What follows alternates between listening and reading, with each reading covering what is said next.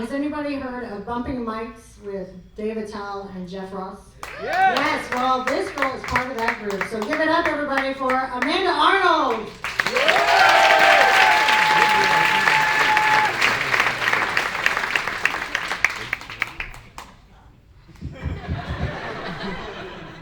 I don't look taller on stage.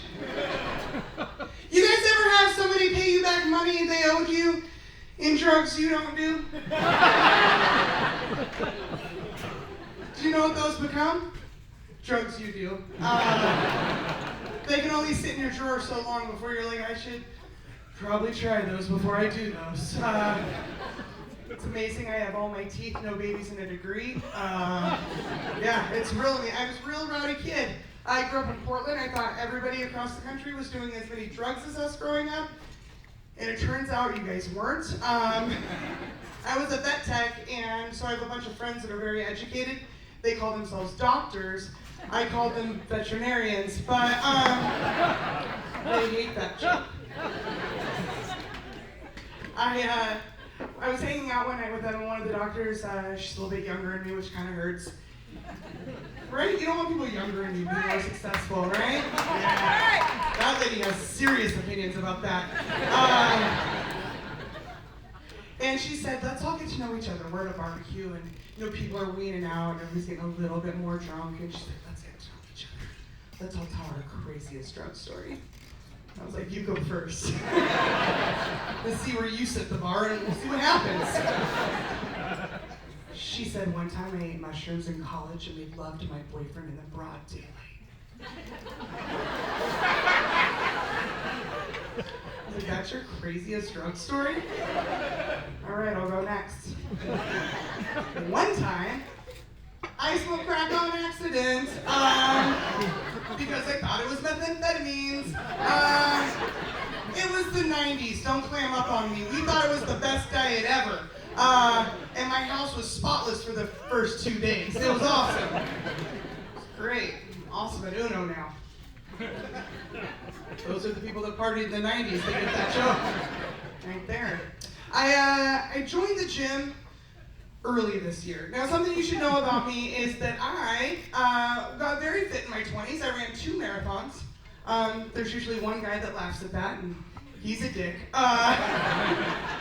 I ran 2 marathons. I'll never do it again. It's like eating mushrooms with none of the fun. And it's terrible. But I ran 2 marathons. I got super fit, and I spent all my skinny years dating a guy in a Cake tribute band, you guys. Yeah, that happened. See where the concern it gets? It never gets a laugh. It's more like, oh, that sucks you have a broken picker. Yeah. But I joined the gym a lot, and when I would go to the gym all the time, every year around January to March, all the fat people would come and they clog up the gym.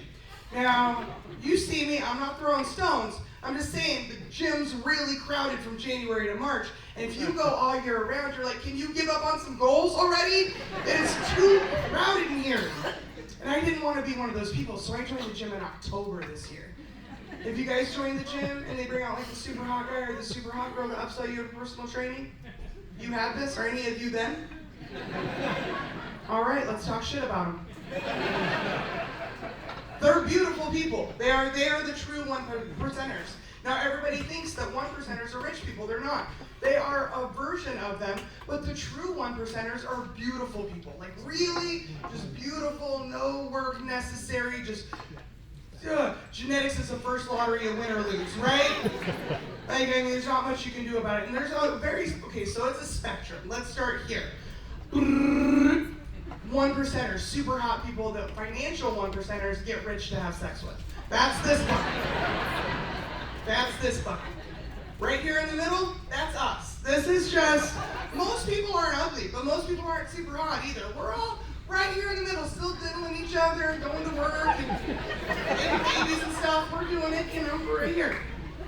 And then you have this bucket over here. Now this bucket, it's less common than this bucket, believe it or not. And not in a medical way, I'm not a monster. I'm just saying there are, goddamn, that's your face. Like there's a, that's what, you gotta go to work and shit looking like that. Like that's, like hundreds of years of failed one-night stands. Like nobody in their family So, personal trainers are on this side of the spectrum. They are. They're usually pretty hot because they're going to try to sell you $1,000 in personal training, right? And what my guy doesn't know is that I'm there with a gift card and I'm a comic. Which is a real shitty, passive-aggressive gift for your fat friend. It's like, maybe just put it in her card. Maybe she'll just put it in her card. She'll use it, right? No. If I got laid less, I'd work out more. So I walk in, and here comes my guy. His name's Chaz, by the way. 2 Z's. No. You can't name your baby Chaz. He's gonna be a dude, bro. He's gonna come out doing push-ups and like Jakar. Like, no. But he's this guy. You know when guys get so buff their neck shrinks and their arms? Like, their arms literally exist here now. Like, their lats are now armrests. They're just like, you instantly wonder how he's wiping. Like, right? Like, there's no way he's going. It got weird when I asked him about it, but.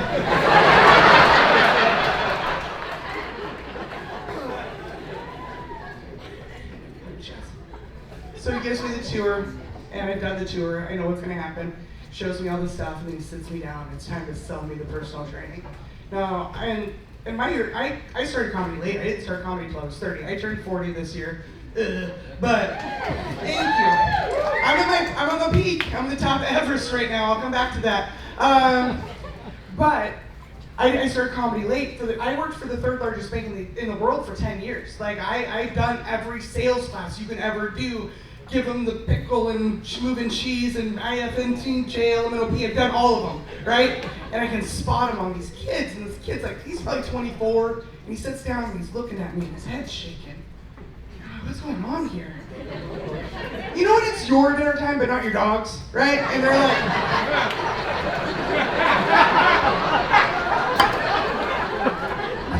what's going on here? I was like, oh shit, he's stinky. He's so hot, he's never had to form a personality, ever. He's never had to struggle through a Tinder date and be like, oh, funny. He's never had to do that.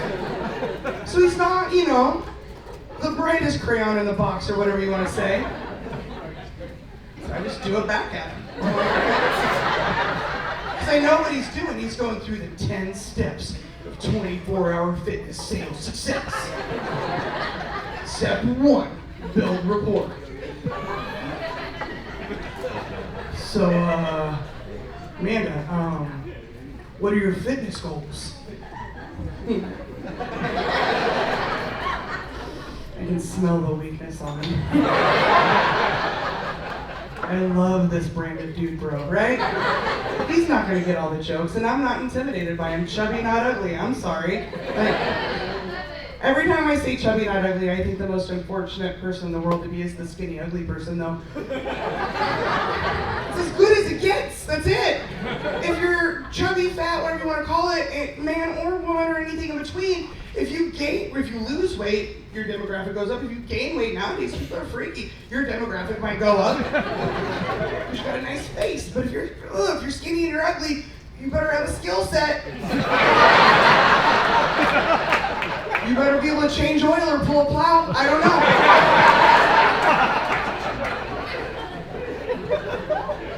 So we're sitting there. Amanda, what are your fitness goals? And I looked right at him. I was like, I'm glad you asked, Jazz. I wanted to talk to somebody about this. I want to be in the WNBA. You ever want to laugh so hard you squint? He's looking over his shoulder for help. He's like, he's got nothing. He's like, do I start with height? I don't know where to start here.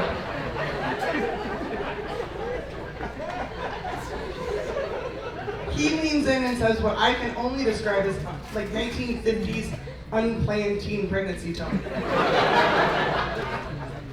Do you have any other fitness goals? You're right, Chaz. Nobody wants to be in the WNBA. It's always one. I want to be an American Ninja Warrior. Oh my God! Are you guys watching it? Are you watching it? Are you guys like you know, maybe get a little high and watch it and be like, I can do this. Like, okay, so here's the thing. They make you think you can do it. There's another show called Stronger. American Ninja Warrior is my favorite. But there is another show called Stronger on Netflix. If you would like to become a less intelligent human being and have a great time, this is your show. It is a bunch of average-sized, perfectly normal-looking soccer moms and a bunch of super hot personal trainer dudes from all over the world with all the abs. Like, they're just like, we're gonna make you fit, and the moms are like, we're so fat. And the personal trainer dudes are like, I know, and everybody cries. It's just terrible. It's terrible. But American Ninja Warrior, they'd always go back and do a montage. And I love them all. If you don't like a before and after, I'm sorry, you lack whimsy. I don't care who you are, everybody I have had to leave before with my keys in my hand, watching a garage makeover show and be like, I need to see how these shelves turn out. Like, right? I gotta know how these turn out. So they'd go back to Sonny Guy's hometown. He'd be in his Ford Fiesta with his dash cam set up, corgi on the seat. He's 300 pounds and he's got his cheeseburger. And you're like, what fast food is that? We don't have that. It's delicious. And he's eating, and he's like, nobody wants to date me, and you kind of feel bad for him. But then he gets some pallets and some 2x4s from his buddy Hank, and they film him building his own parkour gym in his backyard. And then the production team speeds it up because people get bored, like you are in this joke. Seasons start changing, he's crawling under stuff, he's getting smaller, Corgi's getting grayer, the Corgi's like, Rudy, right? And he does it. He becomes 165 pounds of American Ninja Warrior. No, Austin, I'm sorry. You can't do it. You wanna know why? Because falling as an adult is devastating. I don't care who you are. Falling over the age of 25 is no around. It is not. It is not. If you fit or fat, you fall over 25, it's calling to work shit. When you were a kid, you could fall off a bike and be missing a pinky and you'd be like, street lights aren't on yet, right? As an adult, you fall, you're like, dude, I can't come in today. Oh, are you sick? No, I fell. And they're over 25 too, and they're like, are you okay? And you're like, no, dude, I just told you I fell. No, I am not okay. I fell in the bathtub 2 years ago, and I'm still talking about it. You want to know why? Because people die that way. That's why. Hundreds of people die a year falling in the bathtub. I was living in a house with 5 comedians and a magician. That's just a part of my life story. You're welcome. And we had one of those, the glass door. Why aren't we still making houses with the glass door with the rail of funk and death?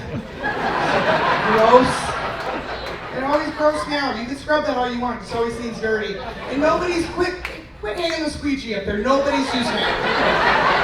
You knock that off, it's just one more thing you gotta pick up. No, it's just another hazard.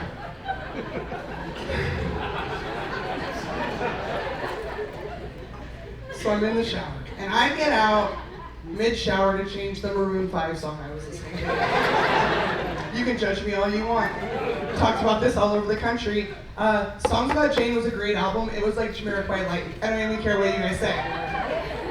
There's always a couple that are with me. Thank you. So I get out of the shower, I go to get back in, I high step over because funk and rail of death, gross. I step in, and when I step in, my in-foot slips and I fall like I don't have arms. Just no protection, nothing. And it was so fast and glass shaking and shit. And I hit my head on the bathtub. And my first seat, I love older crowds. They're like, oh, that's terrible. This story is taking a turn. I hit my head on the bathtub, and my first thought when I hit my head on the bathtub was, oh, it's made of metal. I didn't know they made bathtubs out of, aren't they porcelain? This is made of metal? And the reason I knew it was made out of metal was the specific sound it made. It sounded just like a dodgeball. Now, kids in your 20s, you don't know what dodgeball is, and that's why you're weak. Dodgeball was this game. We all lined up and hoped to get picked first, get hit in the face first. And it had a very specific ball, ribbed for nobody's pleasure. It had ribs on it. And when you hit somebody, it'd make the best twang. And if you were the thrower, you were like, yes! But if you got hit in the face with it, you were like, oh my god, ribs on your face all day. Your parents were like, were you playing dodgeball today? You're like, yeah. Building up my life here. That's the noise my head made. And you would think that my first thought would be like, am I okay? Are my veneers all still there? Do I need to call an ambulance? No. My first reaction was rage. It was that when you get hurt and you're mad about it. It's like, it's that same hurt you get when you live with somebody and they leave the cupboard door open and you go in the kitchen. You guys know, you go in the kitchen and you're like, what's this down here I need? And then you stand up, you hit your head on the corner of that cupboard and you instantly turn into the Hulk. Slamming that door 72 times like a payphone in the 80s. Ooh, ripping off the wall feeling. And they come tiptoeing in, hey, you okay? And you're like, dude, I am squeezing away homicide rage right now. You should go, run. That's what I was doing, but alone and naked, just hand-colored fat baby just on the side.